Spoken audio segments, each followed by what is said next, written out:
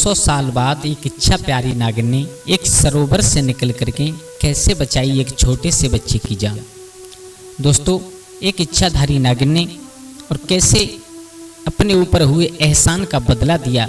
एक किसान ने उसके ऊपर एक एहसान किया था, उस एहसान का किस प्रकार बदला चुकाया। दोस्तों, ये कहानी बड़ी ही मार्मिक होने वाली है, बड़ी ही ज्ञानवर्धक मोटिवेशनल कहानी है और इस कहानी को सुनने के बाद दुख दर्द आप लोगों के दूर हो जाएंगे। तो नमस्कार दोस्तों, स्वागत है आपका हमारे गजब ज्ञान यूट्यूब चैनल में। दोस्तों, आज फिर हम हाजिर हुए हैं एक सुंदर सी, बहुत ही प्यारी सी इच्छा प्यारी नागिन की कहानी लेकर के। इस कहानी में आप लोगों को सुनने के लिए मिलेगा कि किस प्रकार एक किसान ने और एक इच्छा प्यारी नागिन के ऊपर, नाग और नागिन के जोड़े के ऊपर उनकी सहायता करके एहसान किया। उस एहसान का बदला किस प्रकार उस नागिन ने अपनी जान पर खेल करके चुकाया था।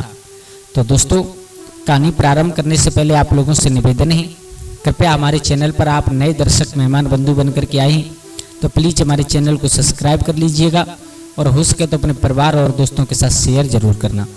और हाँ, आपसे निवेदन है, वीडियो में अंत तक जरूर बने रहें। बहुत ही ज्ञानवर्धक और बहुत ही आनंदित होने वाली है ये कहानी और हम लोगों को बहुत कुछ सिखा करके जाएगी कि जब जीव जंतु एहसान का बदला देते हैं तो हम तो इंसान हैं, हमको जरूर किसी के एहसान को भूलना नहीं चाहिए कभी भी। बहुत कुछ सीखने के लिए मिलेगा। तो आ जाओ, आप लोगों का समय बर्बाद ना करते हुए, ज़्यादा देरी ना करते हुए गौर करते हैं कहानी की तरफ। कि ये कहानी है यूपी के आगरा जिला की। यूपी के आगरा शहर के पास में एक छोटा सा गांव था। उस गांव में और एक किसान रहा करता था। वो बेचारा बहुत गरीब था। आप लोग जानते हो किसानों की तो हालत ही कुछ ऐसी होती है, बहुत गरीब था। प्राचीन काल की बात है। तो वो अपने हल से, अपने बैलों से अपना खेत जोतता था। एक दिन उसी गांव से बाहर एक छोटी सी झाड़ी थी, उसमें एक नाग नागिन रहा करते थे। वहीं पर उनकी बामी थी, उसी बामी में नाग और नागिन रहा करते थे, लेकिन वो इच्छा प्यारी नाग और नागिन थे। वैसे हमारे विद्वानों का कहना है, इस चीज़ का प्रमाण तो नहीं मिला, लेकिन हमारे विद्वान बताते हैं कि हर 12 कोस के बीच में एक नाग नागिन का जोड़ा होता है जो इच्छाधारी हुआ करते हैं, जिनके पास मणि हुआ करती है। ऐसा हमारे विद्वान, हमारे बुजुर्ग बताया करते थे हमको। तो दोस्तों, उस झाड़ी में एक नाग नागिन रहते थे, इच्छा प्यारी नाग नागिन। तो जब रात्रि के समय दोनों निकला करते थे, मेरे भैया किसान का तो रोजाना का काम था अपने खेत को जोत करके आना।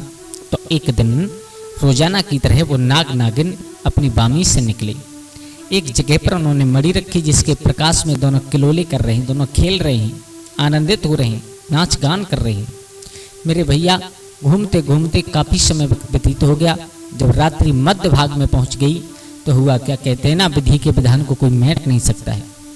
एकदम से दोनों आपस में और मनोरंजन कर रहे थे तो नागिन ने और धोखे से उस अपने पति नाग में थोड़ा सा धक्का लगा दिया, खेलते खेलते हंसी मजाक में। और मेरे भैया जैसे ही इंसानी रूप में वो इच्छाधारी नाग जैसे ही कांटों पर गिरा, बड़े बड़े कांटे थे, जो बबूल का पेड़ होता है ना, उसके बड़े बड़े सूखे कांटे पड़े थे, उनमें जाकर के वो उलझ गया।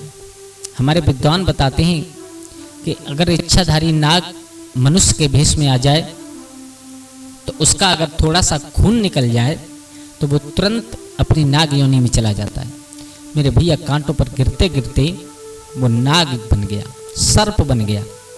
अब तो कांटों में फंस गया बेचारा। अब उस नागिन ने बहुत कोशिश की, लेकिन उसके 1000 कोशिश करने के बावजूद वो कोशिश फेल गई और वो नाग दर्द से कराह रहा है, चीख रहा है। मेरे भैया धीरे धीरे पूरी रात्रि निकल गई, कराहते कराहते, चीखते चीखते। लेकिन जैसे ही सुबह होने वाला था, ब्रह्म मुहूर्त था, तो वो जो गरीब किसान रहा करता था, वो गरीब किसान अपना हल लेकर के, अपने बैलों को लेकर के और कहाँ अपने खेत पर जुताई करने के लिए चला। तो उसने देखा कि थोड़ा थोड़ा अंधेरा था, ब्रह्म मुहूर्त था लेकिन अंधेरा था थोड़ा थोड़ा। तो उसने देखा क्या जंगल में और हमारे खेतों के आसपास एक स्त्री और एक पुरुष रो रहे हैं, चीख रहे हैं। तो उससे रहा नहीं गया, उसने अपना हल वहीं पर रखा, अपने बैलों को बांधा और हाथ में जो बैलों को हाँकने के लिए जो लकड़ी होती है, उस लकड़ी को लेकर के चला।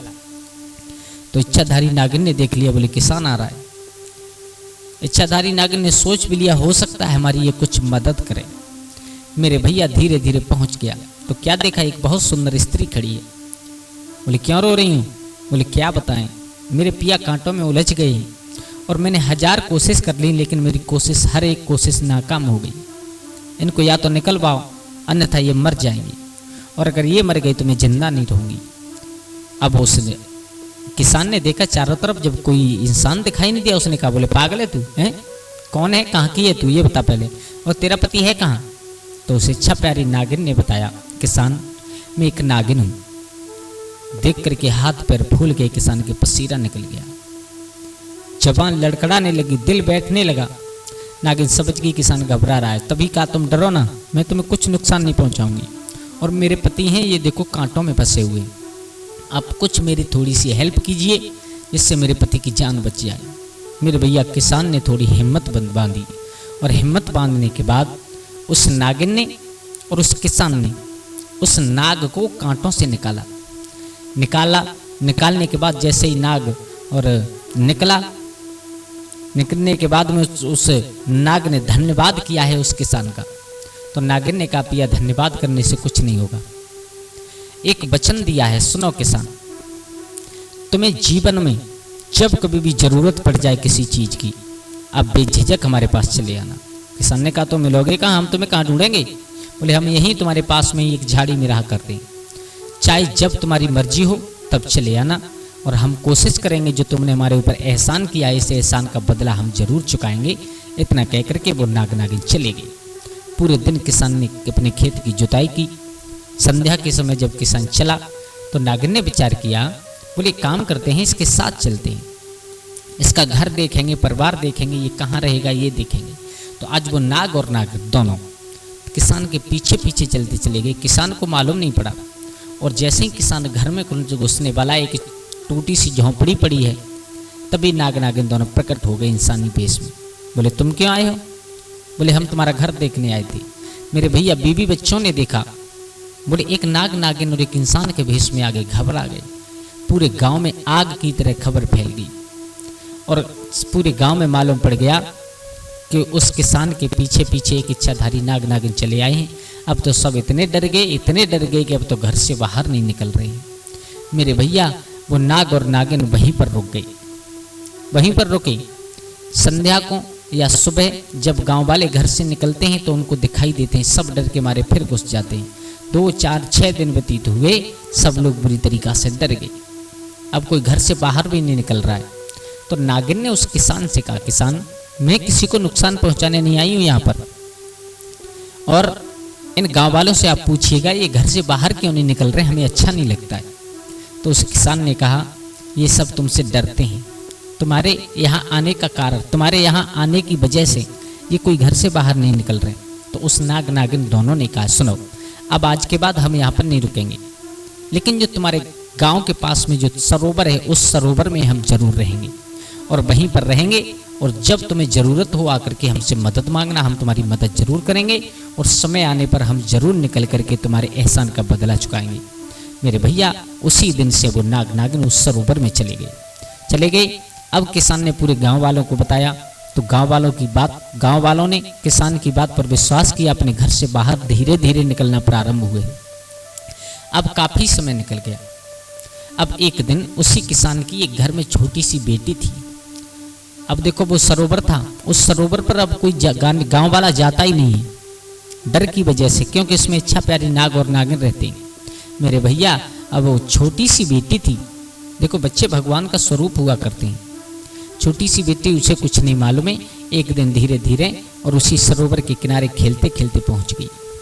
तो मेरे भैया जब पानी देखा सरोवर में तो उसने अपने पैर धोने की कोशिश की, और पैर धोने के चक्कर में और वो छोटी सी उस किसान की बिटिया उसका पैर सरक करके और वो जल में गिर गई, डूबने लगी, चिल्लाने लगी, अब वहां कोई हो तो पहचाने। तभी उस सरोवर में रह रहे नाग नागिन को मालूम पड़ा। उसने देखा, बोले बच्चा किसी का भी हो, लेकिन हमारा ये धर्म बनता है कि ये डूब रहा है तो इससे हमें बचाना जरूर चाहिए। मेरे भैया नागिन तुरंत निकली, उस जल से इंसानी वेश धारण किया, अपनी गोद में उस बच्चे को उठा करके नगर की तरफ चली है। पूरे नगर में आवाज लगा रही है, ये बच्चा किसका है, आकर के इसे लीजिएगा। और ये सरोवर में डूब रहा था, इसलिए हम इसे लेकर के आए। मेरे भैया पूरे गांव वालों ने देखा ये तो वही किसान का बच्चा है। तुरंत दौड़ करके किसान के घर पहुंचे सब लोग। बोले आज एक स्त्री तुम्हारी लड़की को लिए घूम रही है, और वो स्त्री कहती है कि ये लड़की सरोवर में डूब रही थी, मैंने बचाया है। वो नाग समझ गया, वो किसान समझ गया वो कोई स्त्री नहीं, वो नागिन है, और उसने हमें बदला चुकाया है। मेरे भैया जैसे ही बिटिया को देखा, उस किसान ने अपने छाती से लगा लिया, रोने लगा और हाथ जोड़ करके नागिन के पैरों में बैठ गया। बोले नागिन, तुम आज से नागिन नहीं, मेरी बहन हो, और तुमने आज इस भाई के ऊपर इतनी बड़ी कृपा की है कि मेरी जिंदगी को बचा लिया, क्योंकि मेरे घर में एक ही बिटिया है और यही मेरी जिंदगी है।